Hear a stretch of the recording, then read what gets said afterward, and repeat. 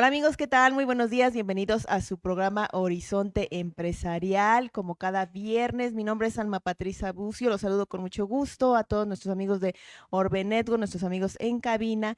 Y pues hoy vamos a tratar un tema muy interesante como todos los días, ¿verdad? Pero justo estamos observando que estamos atravesando por una crisis climática donde los diversos problemas ambientales como es el calentamiento global, la escasez de agua, pérdida de la biodiversidad y entre algunos otros, pues están teniendo un impacto significativo en nuestra vida cotidiana. Y pues para ello, tengo el honor de recibir a nuestro invitado, voy a leer su semblanza para que sepan de él. Él es licenciado en Derecho por la Universidad Autónoma Metropolitana, cuenta con 2 posgrados, Planificación y Gestión Urbana en el Instituto de Administración Pública de Madrid, España, y especialidad en Derecho Ambiental en la Universidad Panamericana. Cuenta con experiencia de más de 35 años en el servicio público. Se ha desempeñado como procurador ambiental y del ordenamiento territorial de la Ciudad de México durante 2 periodos administrativos entre el 2011 y 2019. Designado por unanimidad por la entonces Asamblea Legislativa de la Ciudad de México. Fue fundador de la Profepa, en donde laboró casi 10 años como director jurídico consultivo, director general de Inspección Industrial y subprocurador jurídico, mismo cargo que obtuvo en Profeco. Además, fue coordinador de asesores en la Subsecretaría de Gestión de la Semarnat y titular de la Unidad de Asuntos Jurídicos de la Secretaría de Desarrollo Agrario, Territorial y Urbano hasta el año 2021. Miguel Ángel cuenta con más de 35 años de experiencia en docencia a nivel superior y ha sido autor de libros y artículos sobre legislación y gestión ambiental y urbana. Ha participado como ponente en conferencias a nivel nacional e internacional. Su trabajo ha sido reconocido por instituciones prestigiadas en materia de justicia ambiental, entre ellas la Universidad Paulo Freire en Nicaragua, quien le otorgó el doctorado honoris causa en Humanidades. Actualmente es profesor investigador de la UAM Capotzalco y consultor especializado en temas de gestión ambiental y urbana of Council en Derecho, Ambiente y Territorio, Sociedad Civil. Y pues recibimos al doctor Miguel Ángel Cancino Aguilar. Buenos días. Buenos días y pues muchas gracias. Al contrario, un honor estar en tu espacio. Muchas felicidades por abrir estos espacios para reflexionar sobre pues temas que son muy sensibles para todos, más, como bien lo decías, en momentos como el que estamos pasando a nivel global. Así que muy honrado por la presentación y por estar aquí contigo, con quien, por cierto, hemos compartido trincheras hace pues también ya mucho tiempo, aunque tú eres muy joven, pero muchas gracias por esta posibilidad.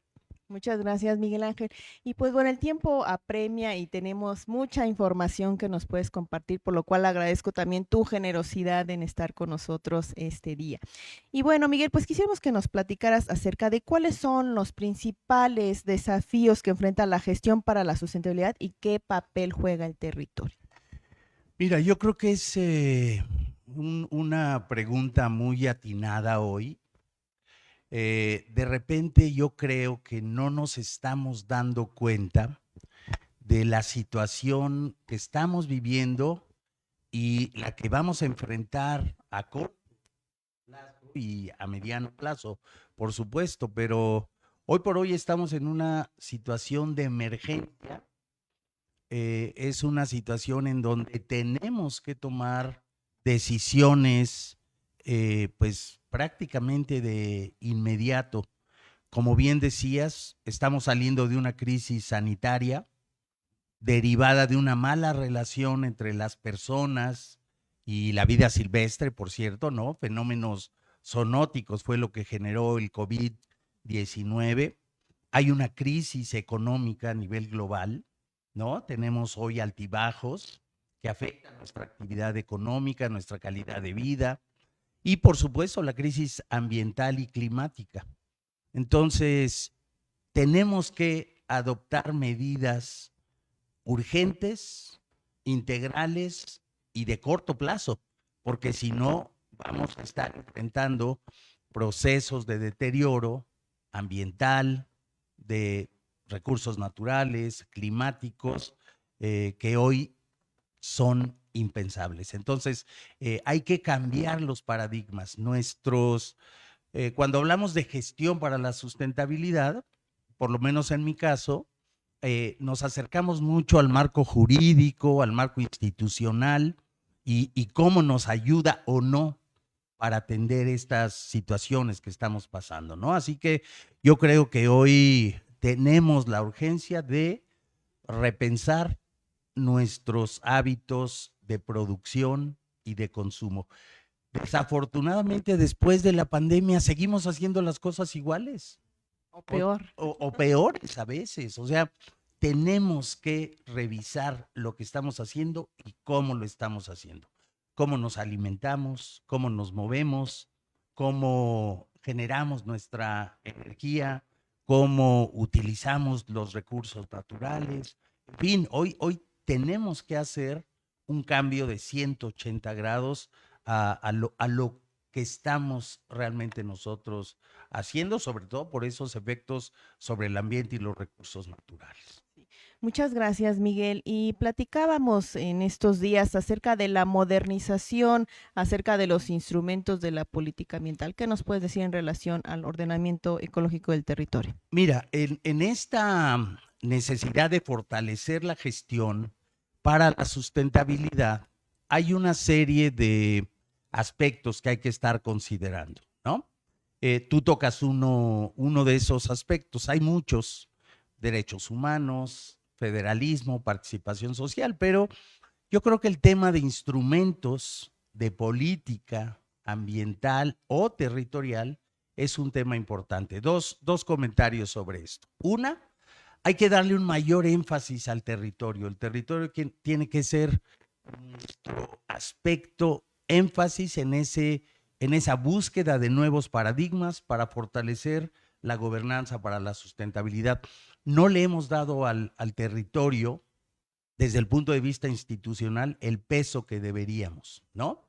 Todo lo que hacemos, los humanos, tiene una incidencia sobre el territorio y sobre el ambiente y los recursos naturales, pero el énfasis tiene que ser mucho más fuerte desde el punto de vista institucional.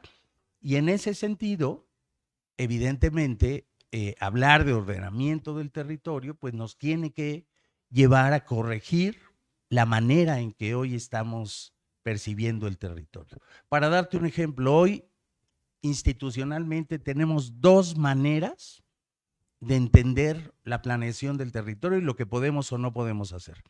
La visión desde el desarrollo urbano, las leyes en materia de asentamientos humanos, ordenamiento del territorio, desarrollo urbano, que tiene una serie de criterios, metodologías, y otra, la del ordenamiento ecológico del territorio, pero están completamente separadas, ¿no? Hoy tenemos como si no hubiera una interrelación entre lo que hacemos en las ciudades y fuera de ellas. Hoy la población tendemos a concentrarnos en ciudades. Hoy depende de la región del planeta, pero más del 70% de la población nos estamos concentrando en ciudades, como si lo que está fuera de ellas no tuviera esa relación, por lo menos en nuestro país. Entonces, hoy tenemos que dar una mirada distinta institucionalmente a esas formas de planear, de aprovechar, de conservar el territorio con todo lo que ello implica. Muchas gracias. Tocaste un punto que quería hacerte la pregunta hace un momento acerca de asentamientos irregulares y las situaciones que observamos en zonas como Chalco, Santa Fe, que verdaderamente ya es un caos y pues eso ha traído el deterioro en el medio ambiente, también la falta de recarga del acuífero, que es uno de los problemas que vemos ahorita en la Ciudad de México y en zonas conurbadas. ¿Y qué podemos hacer ante eso con ayuda del ordenamiento territorial? Bueno, lo primero, el tema de asentamientos humanos irregulares es un fenómeno que pasa pues prácticamente en todo el país, en algunas zonas como la Ciudad de México, su zona metropolitana con mayor fuerza, en otras menos, pero aparece pues prácticamente en todas las entidades federativas. Yo te diría, lo que tenemos que hacer es prevenir una planeación del territorio bien pensada. Tendría que establecer medidas, acciones para prevenir que se generen esos asentamientos humanos irregulares, porque a veces estas personas no están en asentamientos por su voluntad, sino porque no encuentran las condiciones para adquirir suelo, para adquirir vivienda. Entonces, tenemos que darles una oportunidad a estas personas de poder acceder. Eso tiene que ver con esa mirada que tenemos respecto de las ciudades. La planeación de las ciudades tiene que prever medidas para atender las necesidades de la población, pero sobre todo de la población de menos recursos. La desigualdad territorial es un signo que hay en muchas de nuestras ciudades y una planeación territorial adecuada tendría que estar tomando medidas en ese sentido. Y segunda, la parte correctiva. Yo te diría, el tema de asentamientos humanos es un tema delicado. Yo te diría, hay procesos de regularización, pero no siempre proceden. ¿Por qué? Porque hay, por ejemplo, familias, personas, asentamientos que están en barrancas, que están en zonas de riesgo, que están, como bien lo decías tú, en zonas ambientalmente muy importantes, zonas de recarga. Entonces, para esos casos que ya existen, debemos tomar medidas, siempre pensando en las personas y dándole oportunidades de reubicación, pero de manera muy pensada. Y eso con el esfuerzo de gobiernos y de iniciativa privada, por supuesto, ¿no? Muchas gracias, Miguel. Y hablando justo de esto, de la justicia ambiental, ¿es lo mismo para todos? Ahorita hablaste que hay desigualdad en la aplicación, inclusive de la legislación. ¿Es lo mismo lo que se aplica para comunidades indígenas, para personas que están en escasez de recursos como estos asentamientos? No, no, desafortunadamente, a ver, el término justicia, a veces para los abogados es, la frase común es dar a cada quien lo que le corresponde. Pero yo creo que tiene muchos matices. El tema de justicia desde la perspectiva ambiental debe considerarse en un sentido mucho más amplio, ¿no? Estaríamos hablando de justicia social, por ejemplo, ¿no? Cuando se habla de justicia climática, vemos cómo sectores de la población de bajos ingresos son a veces los más afectados. Las personas que hoy por hoy están siendo desplazadas de sus regiones en nuestro país y en otras regiones del planeta, desafortunadamente son personas de bajos ingresos, personas que no cuentan con la calidad de vida que deberían, y son los que están siendo desplazados por los efectos que en su territorio está generando el cambio climático, desde inundaciones, sequías, el aumento el aumento de la propia temperatura en algunas regiones, ¿no?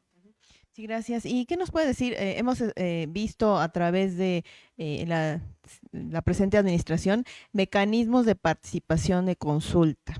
¿Y qué nos puedes decir tú de esto acerca de si la gente sabe o no sabe de lo que va a opinar cuando se está generando un proyecto? ¿Cómo se puede también fomentar que las personas conozcan más acerca de las leyes, reglamentos y normas? Mira, en el caso de la participación social, afortunadamente desde Río, la participación social en la gestión ambiental y territorial, yo diría, pues es una realidad.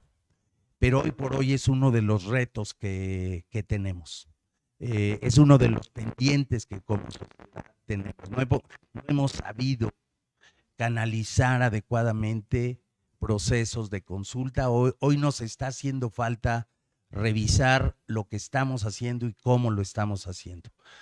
Por ejemplo, en materia ambiental, la Ley General del Equilibrio Ecológico y la Protección al Ambiente, leyes locales de 96 hacia adelante, establecieron mecanismos, por ejemplo, para participación social en la evaluación de impacto ambiental o en el ordenamiento territorial, en la constitución o aprovechamiento de recursos en áreas naturales protegidas, pero hoy por hoy yo creo que tenemos la necesidad de revisar esos procesos, vincularlos con otros más importantes como el impacto social de una obra, una actividad que tiene efectos importantes, o la participación derivada de la aplicación de la Convención 169 de la Organización Internacional del Comercio, en el caso de comunidades indígenas, por ejemplo, ¿no? Hoy por hoy seguimos con procesos que tienen muchos problemas desde mi punto de vista, y es uno de los temas que tenemos que revisar, así como hay que revisar esos otros instrumentos: la evaluación del impacto ambiental, el ordenamiento territorial en fin, todo lo que ya hace más de 30 años se estableció en nuestra normatividad.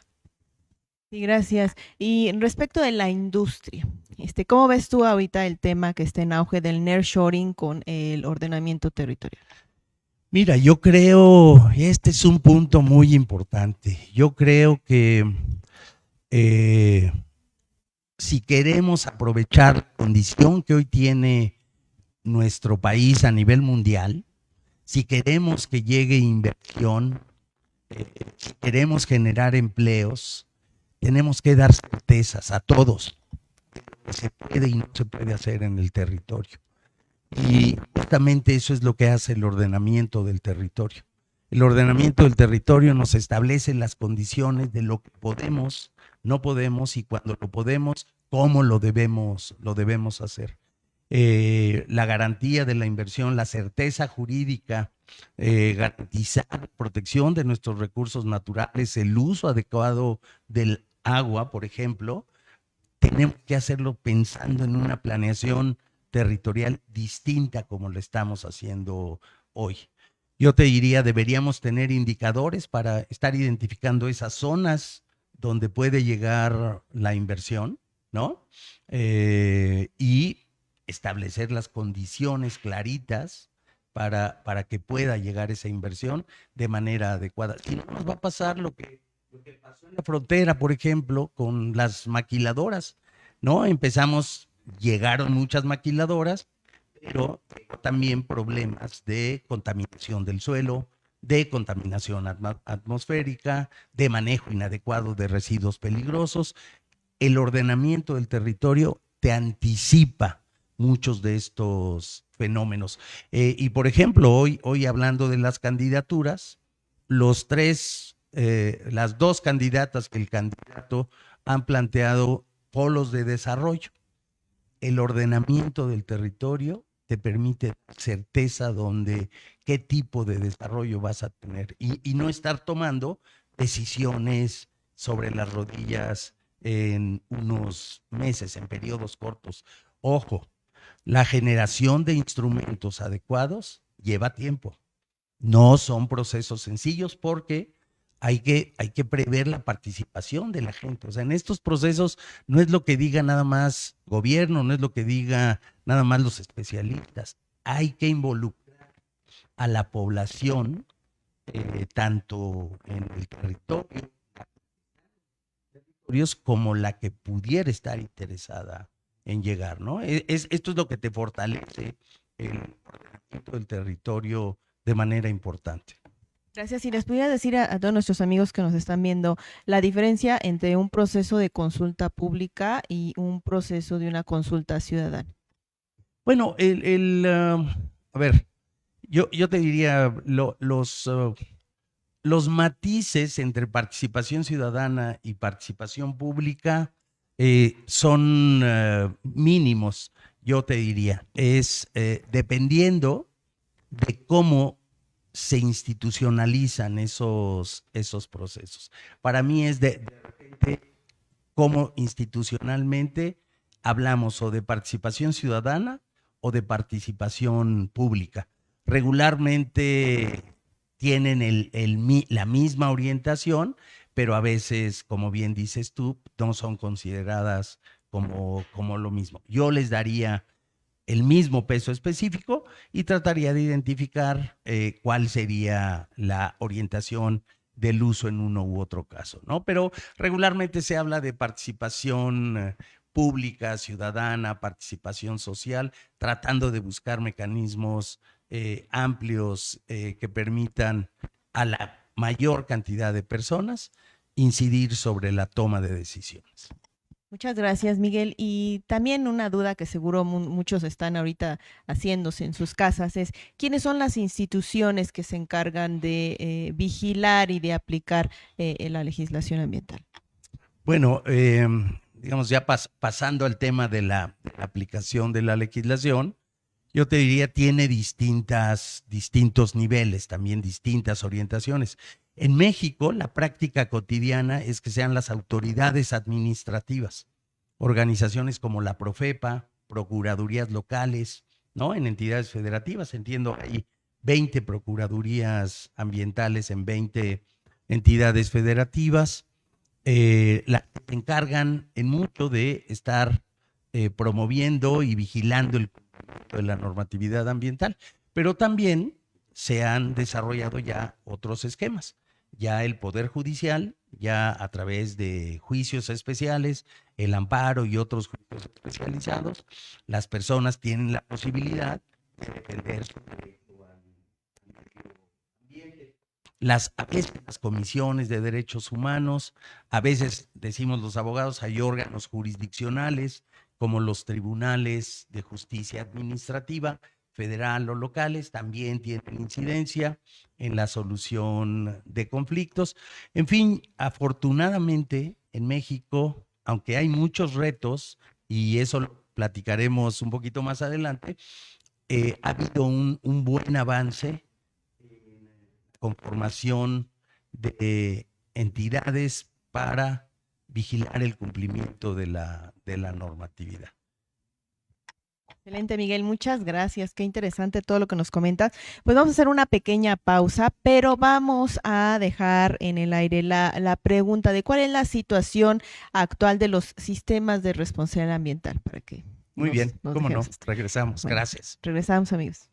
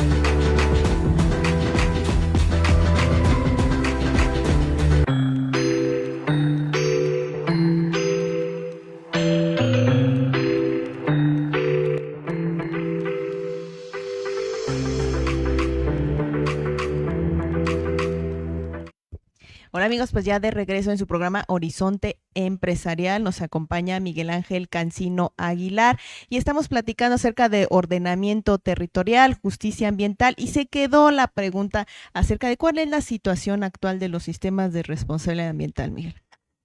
Fíjate ahí, a ver, antes de pasar a los sistemas de responsabilidad, muy importante quizá enfatizar lo que tú señalabas en el corte anterior. Cuando hablamos de justicia ambiental, hay que considerar dos ámbitos. Uno, el preventivo, y es cómo a través de medidas justamente preventivas tienes que hacerte cargo de los efectos adversos al ambiente y a los recursos naturales generados por la actividad del hombre. Por eso los instrumentos de política, por eso el impacto ambiental, el régimen de áreas naturales protegidas, la regulación de la generación de residuos peligrosos, de emisiones de contaminantes, todas estas regulaciones tienen que ser vistas en la perspectiva de la justicia ambiental preventiva. Tenemos que generar condiciones de vida satisfactorias para todas y todos, ¿no? Esa es una parte muy importante. La otra visión de la justicia ambiental es la correctiva, justamente que tiene que ver con los sistemas de responsabilidad ambiental. Y ahí es cómo resolvemos los conflictos. El primero es cómo nos anticipamos y el segundo es cómo resolvemos los conflictos.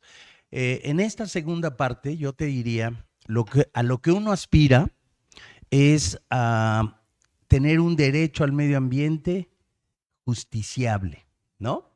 Un derecho al medio ambiente que yo pueda hacerlo valer ante autoridades administrativas o jurisdiccionales de manera importante. Y vamos caminando, todavía nos hace falta mucho. Yo creo que hoy, digo, la Profepa tiene más de 25 años de existir, la participación de los jueces es un poquito más reciente, tendrá 10, 12 años, y ahí vamos caminando. Tenemos leyes de responsabilidad, pero creo que tenemos que repensar esos sistemas. Hoy yo te diría, por ejemplo, el derecho penal ambiental, hay que revisarlo. De repente hemos querido resolver todo vía el derecho penal y no ha servido de mucho, ¿no? O las acciones desde el punto de vista de la legislación civil, las acciones colectivas ambientales en la perspectiva civil, pues tampoco se utilizan mucho. La manera en que hoy funciona la Profepa y otras procuradurías, tenemos que repensarla. ¿Para qué? Pues para salvaguardar ese derecho al medio ambiente, derecho a la salud, derecho a la ciudad. Yo creo que, y ojalá, en estas transiciones de gobierno siempre nos da la oportunidad de repensar lo que estamos haciendo. Yo creo que pensando la situación que estamos viviendo, esta, digamos, posición, este momento de urgencia, también tenemos que repensar formas distintas de resolver los conflictos entre las personas. Y muchas gracias. Y ahorita platicabas respecto a estos principios que vienen en la Convención de Río acerca de tener el principio precautorio y el otro de que el que contamina paga. ¿Qué nos puedes decir? Bueno, ya nos platicaste acerca de que es preferible tener esas acciones, pero ¿cómo la industria o las personas pueden encontrar estos fundamentos legales y cómo aplicarlos de una manera más efectiva? No, mira, yo creo que esta es una necesidad, en este cambio, en esta necesidad de cambiar lo que hacemos, ¿no? El dejar atrás dicen algunas personas, el business as usual, ¿no? El no seguir haciendo las cosas como se vienen haciendo, tenemos que repensar esos referentes básicos. Para mí esta pregunta que haces es de la mayor importancia. Hoy tenemos, por ejemplo, en la legislación, en la normatividad ambiental, una noción de sustentabilidad. Para determinar que una obra o actividad es sustentable hay una serie de condiciones. Respeto a la integridad funcional, respeto a las capacidades de carga, pero la ciencia ya avanzó mucho más. Ese avance científico tenemos que verlo reflejado en nuestras instituciones. Por ejemplo, si decimos desde la ley que hay que reconocer el valor intrínseco de la naturaleza, nuestra manera de acercarnos a ella va a ser distinta y las regulaciones tienen que ser distintas. Entonces, esa idea de sustentabilidad, el principio preventivo, el precautorio, quien contamina paga, el principio 10 de Río sobre participación social, tendrán que ser redefinidos, tendrán que ser reevaluados, repensados y deberán tener su reflejo en nuestro marco jurídico institucional. Las instituciones tendrán que actuar de distinta manera. Ojo, cuando tú autorizas un impacto ambiental, pues tomas estos principios. Es lo mismo capacidad de carga que valor intrínseco de la naturaleza, ¿no? Y esto pues nos lleva, yo lo que diría, mi consejo es anticipémonos, los sectores productivos, los consumidores, tenemos que repensar estas cosas y anticiparnos, no esperar cambios en la normatividad. Si la forma en que nos alimentamos está generando efectos que no queremos que se den, entonces repensemos nuestra manera de consumir y el tipo de alimentos que consumimos, por ejemplo, ¿no? Entonces estamos hablando de que hay que tener mayor conciencia ambiental, o sea, además de que existen las leyes y a veces hasta un marco legal demasiado robusto, ¿no? Pero siempre decimos, ay, es que nadie va a venir a revisar, no hay suficiente capacidad de instituciones para hacer estas labores de inspección y vigilancia, pero tú sugieres que entonces es un ejercicio más de conciencia y también otra cuestión importante a comentarte respecto de la Agenda 2030 y todos los compromisos en los que firmamos y que todos queremos estar como país para estar en la foto, ¿no? Siempre. Pero esto, ¿cómo es que podemos hacer más conciencia? Mira, hay que apostarle mucho a yo digo, a la autorregulación, desde nuestras casas, desde nuestros hábitos más aparentemente insignificantes, cómo nos aseamos, cómo preparamos nuestros alimentos, ¿no? Hasta el efecto que sobre el ambiente y los recursos naturales tiene nuestra actividad personal y profesional cotidiana. Yo lo que te podría decir en mi experiencia en el vínculo con sectores productivos, industriales, comerciales, servicios en los últimos 35 años, mucho se da desde esos sectores las buenas prácticas. Hay ocasiones, yo en la parte ambiental, por ejemplo, cuando revisábamos normatividad en la industria petroquímica, por ejemplo, o la industria química en términos generales, las asociaciones, las cámaras tenían prácticas bien interesantes más allá de lo que prevé la ley. ¿No? A otros, por supuesto, hay sectores que no, pero yo creo que valdría mucho la pena, pues tener, y hay, afortunadamente hoy, con el compliance, con hay ya una serie de principios y normas que fomentan la autoevaluación. Hay muchos ejemplos positivos, pero creo que hay que fortalecerlos y hay que ayudar desde el punto de vista de las políticas, por supuesto, ¿no?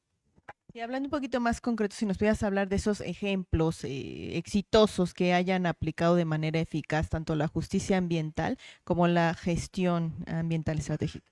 Bueno, mira, a ver, en términos generales yo te diría, tanto en el sector público, y te estoy hablando de los 90, ¿no? O sea, eh, yo me incorporo a la gestión ambiental al inicio de la década de los 90 del siglo pasado, en la Profepa justamente. Por primera vez teníamos, ¿no? Una institución federal que se encargaba de vigilar el cumplimiento de la normatividad.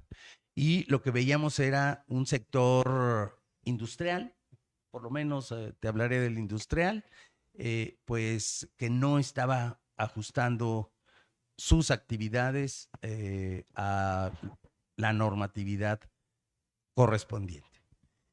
Con el paso de los años, por la labor de la Profepa, de otras instituciones, por la propia voluntad del sector industrial, la cosa fue cambiando.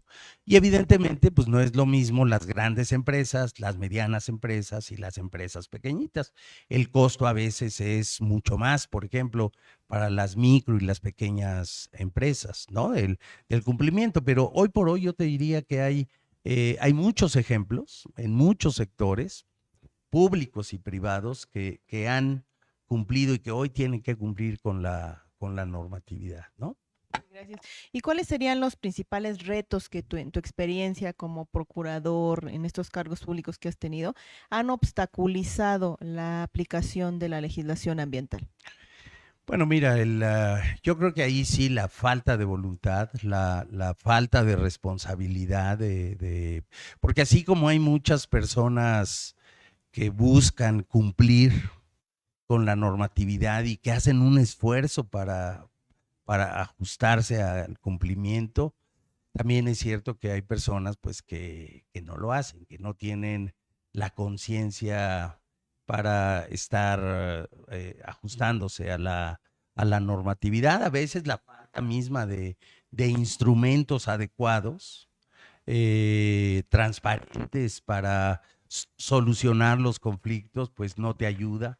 La falta de capacidad, tanto dentro de las empresas como en las propias instituciones públicas, hay que decirlo, ¿no? Esa rotación que se da a veces demasiado rápido en una institución, capacitarse durante 4 o 5 años a personal para que haga su labor, cambia la administración y llegan nuevos servidores públicos. Eso no ayuda al cumplimiento de la normatividad, la falta de actualización de la misma normatividad, que la normatividad no esté ajustada a las realidades de las zonas, de las regiones, ¿no?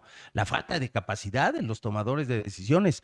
Ha habido una labor muy importante, por ejemplo, con los jueces que participan en la solución de conflictos, pero yo creo que todavía falta mucho por hacer.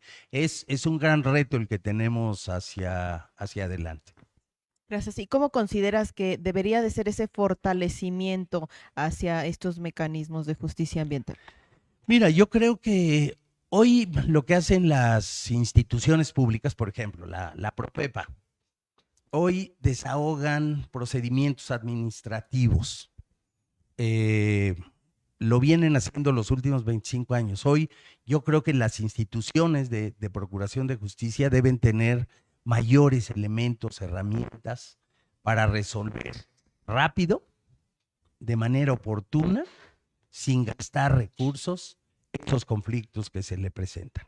Hoy tenemos que usar mucho más mecanismos alternativos de solución de conflictos, por ejemplo, ¿no?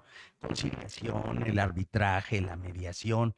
O sea, que te permitas, desde hace algún tiempo se acuña el concepto de la justicia cotidiana, que te permitan en el día a día, pues resolver, que no estés metido en un procedimiento que dure meses, a veces años.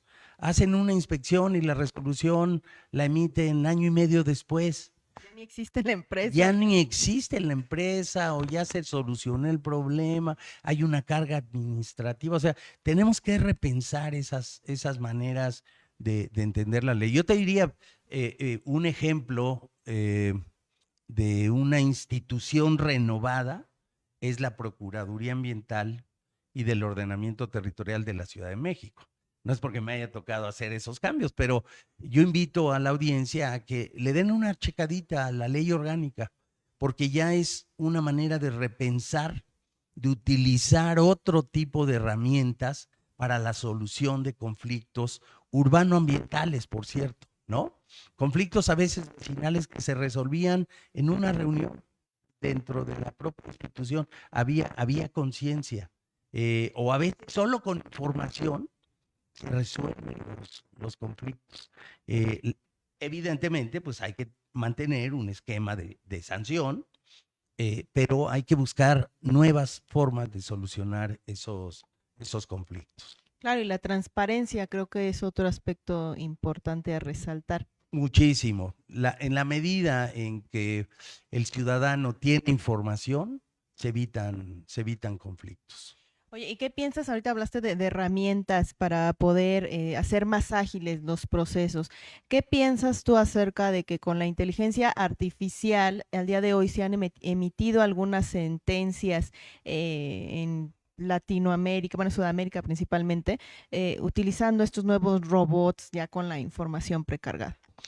Sí, bueno, yo te diría que ahí digo, en general la inteligencia artificial nos genera nuevos retos y perspectivas. Para los abogados, que es un poco el caso que tú comentas, es una herramienta muy útil, pero hay que tomarla con mucho cuidado, porque al final es la información que se utiliza por la que te va a permitir tener decisiones, sentencias, documentos para resolver conflictos. Entonces hay que ver si la información que se está aportando, que se está utilizando, es la adecuada. Digo, yo creo que va a ayudar mucho porque va a permitir desahogar muchos procedimientos que están en los cajones esperando ser resueltos por los servidores públicos, ¿no? Es decir, las personas que tienen que hacerse cargo. Aquí va a ser con mucha mayor velocidad, pero sí hay que tener mucho cuidado sobre las orientaciones. Son muy poquitos casos los que hay, pero seguramente en los siguientes 10 años un tema va a ser cotidiano, o menos, a cómo está evolucionando la tecnología. Muchas gracias, Miguel. Y no te quiero dejar ir sin hacerte la pregunta que muchos también quieren saber, los que están involucrados en ONGs y sociedad civil. ¿Cómo es su participación en todos estos aspectos de la justicia ambiental? Yo creo que aquí es básico contar con esas organizaciones, pero que esas organizaciones tengan su respaldo institucional, digamos, existan los canales, los mecanismos para que puedan desarrollar eficientemente su trabajo.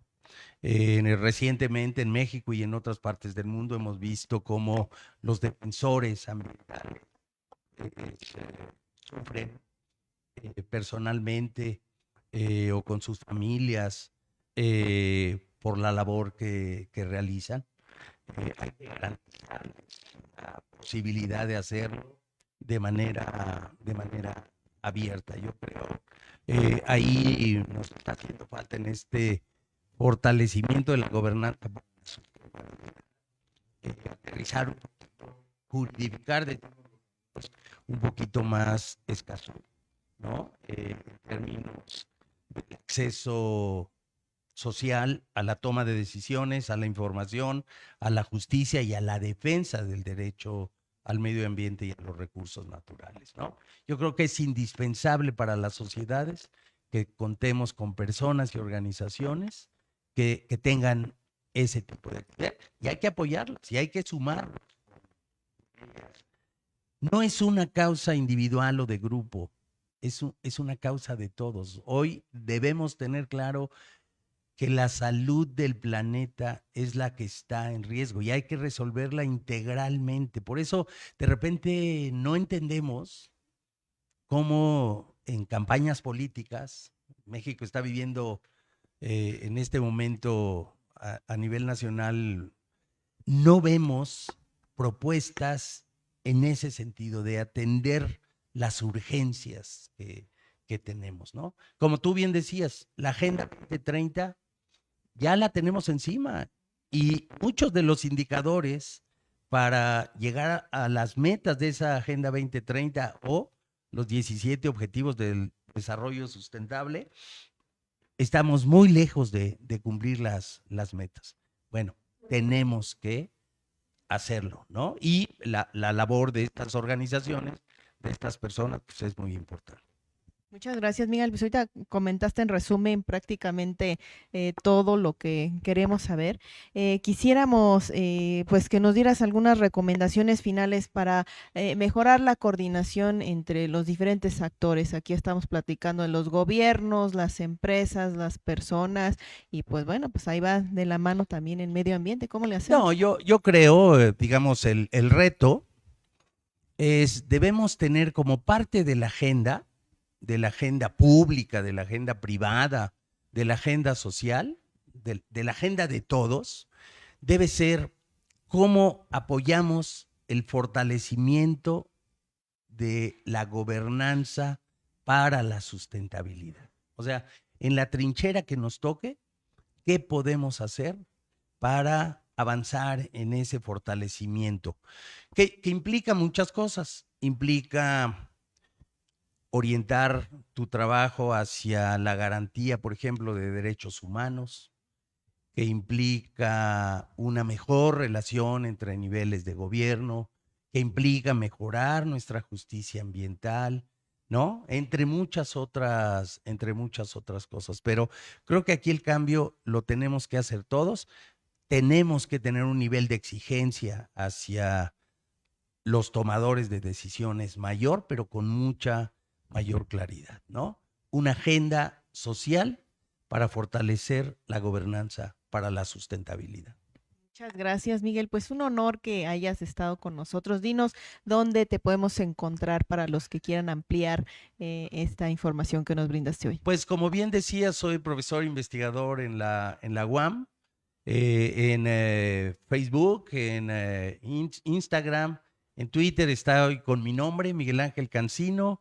Googleando por ahí me pueden encontrar y con mucho gusto de estar aquí y poder resolver cualquier duda o ahondar un poquito más en muchos de estos temas que son parte de nuestro día a día. Muchas gracias por este espacio. Nuevamente, felicidades. Muchísimas gracias, Miguel, un honor y te esperamos de nueva cuenta para que nos puedas platicar también acerca de las tendencias que tú ves o tu panorama respecto de estos temas ambientales. Muchas gracias. A la orden, con permiso. Muchas gracias, amigos. Pues bueno, ya está la información, ya saben dónde encontrar a Miguel Cancino Aguilar, DAT Consultores. También está la página de Facebook, página de internet, donde pueden realizar sus consultas. Y bueno, pues vimos en el corte acerca un video de cómo certificar sus competencias laborales para ser consultores. Claro, yo creo, Miguel, que un consultor ambiental debe de tener ciertos elementos que debe de permitir saber cómo identificar problemas ambientales, cómo brindar soluciones, cómo identificar estos principios precautorios, correctivos y etcétera. ¿Cómo ves tú? Sí, de acuerdo. Mientras mejor capacitados estemos, mientras estemos certificados adecuadamente para hacer lo que nos toque hacer, creo que es un buen camino a seguir. Así es, amigos, pues ahí está, les dejamos el video también de los pasos para que se puedan certificar. Recuerden, es un video elaborado por El Conocer, donde ustedes pueden ver paso a paso con diferentes centros evaluadores, no solamente con BOA Servicios Empresariales, sino tenemos el estándar de competencia que ustedes requieren. Pueden acercarse al Conocer y verificar la oferta que tiene ellos para todos ustedes. Así que muchísimas gracias, vean ese video, denle like a este programa, saludamos a todos los que nos vieron a través de Facebook, YouTube, Twitter y también la plataforma de Orbe Promo, y mandamos saludos a nuestros amigos en cabina que nos estuvieron asistiendo y a los que dejaron comentario. Compartan, nos vemos la siguiente semana. Gracias.